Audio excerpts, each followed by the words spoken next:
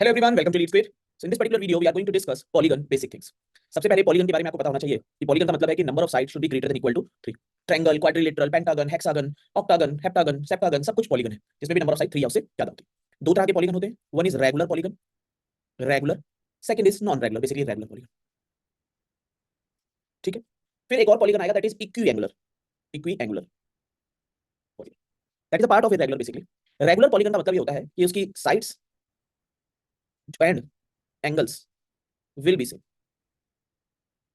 अगर साइड और एंगल सब कुछ सेम है, साइड भी सेम लेंथ की, एंगल भी सारे सेम है, that is known as a regular polygon. इसका सबसे बेसिक एग्जांपल है जैसे हमारा इक्विलेटरल ट्रायंगल, हमारा स्क्वायर, हमारा रेगुलर हेक्सागन, ये हमारा बेसिकली पॉलीगन का है।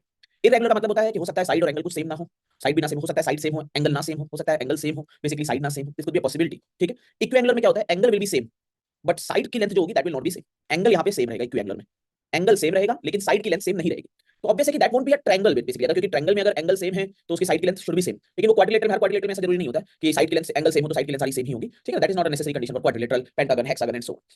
सो सबसे पहले हम लोगों के जो मैक्सिमम क्वेश्चन 99% क्वेश्चन बनते हैं that is on regular polygon, वहां पर हमारा फॉर्मेशन होता है रेगुलर पॉलीगन पर। ठीक है।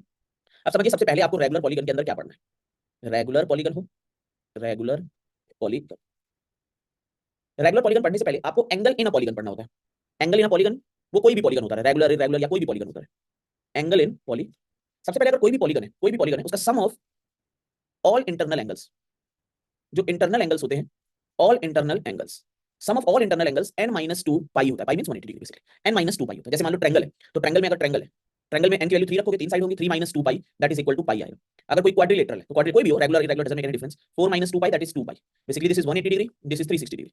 कोई पेंटागन है, 5 साइडेड फिगर है, तो n की वैल्यू बेसिकली 5 है, 5 minus two pi that is 3 pi, 3 into 180 that is 540 है ना, 540। अगर कोई हेक्सागन है, 6 sided figure, hexagon is a 6 sided figure, तो 6 minus two pi that is equal to 4 pi, 4 pi means हो गया 720 डिग्री। ऐसे करके आप किसी भी सम ऑफ इंटरनल एंगल निकाल सकते हो, ऑल एंगल्स का समेशन आप निकाला जा सकता है। फिर आता है sum of external angles, sum of external angles.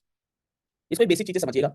एक मान लीजिए ट्रायंगल है ए बी सी, इसका ये एंगल अल्फा है, ये एंगल बीटा है और ये एंगल गामा है, हमें पता है alpha plus beta plus gamma will be 180। अब अगर मैं इसका एक्सटर्नल एंगल बनाऊं, let this angle will be 180 minus gamma.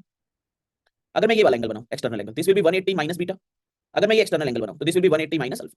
अब अगर मैं एक्सटर्नल एंगल्स को ऐड करूं तो 180 minus alpha plus 180 minus beta plus 180 minus gamma, तो 180 180 180 that is 540 minus alpha plus beta plus gamma that is 540 minus 180 that is 360।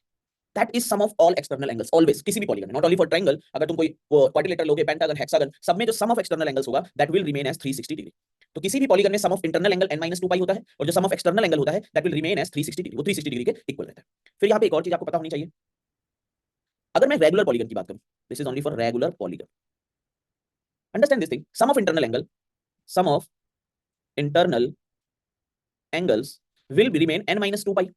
लेकिन अगर मैं तुमसे कोई एक सिंगल एंगल की भी वैल्यू पूछूं कि what is angle in regular polygon, अगर मैं कोई इंटरनल एंगल की वैल्यू भी पूछ रहा हूं, angle in regular polygon basically internal angle, internal angle, तो that will be n minus two pi divided by n। जितने नंबर ऑफ एंगल्स है, क्योंकि सारे एंगल तो मान लो कि उनके एंगल का समेशन 360 है और तुम्हें पता है चार एंगल है, चारों इक्वल है, तो हर एक एंगल कितना होगा, दैट विल बी 90 डिग्री। तभी स्क्वायर में हर एंगल 90 डिग्री होता है। तो angle in regular, internal angle in regular polygon will be n minus two pi by n and external angle will remain as 360 by n, that will be 360 by n, क्योंकि total angle का summation तो regular irregular 360 रहेगा, लेकिन अगर regular है तो सारे outer angle भी सेम होंगे और n नंबर ऑफ एंगल्स होंगे तो 360 by n that will be your एक एक्सटर्नल एंगल की वैल्यू उतनी हमारी आ जाएगी। ठीक है, that is the basic thing जो आपको पता होनी चाहिए रेगुलर पॉलीगन के बारे में। पहली चीज तो इस पर भी कुछ क्वेश्चंस का फॉर्मेशन रेगुलर बेसिस पे होता रहता है। देखो रेगुलर पॉलीगन के क्वेश्चन का इस एंगल पर ही क्वेश्चन रेगुलर बेसिस पे बनता रहता है। ठीक है, I hope this is clear to you. Next video में हम लोग देखेंगे कि क्या रेगुलर पॉलीगन का किस तरह से area, small R, capital R और क्या क्या चीजें रेगुलर पॉलीगन के बारे में पूछी जाती है। Thanks and happy learning.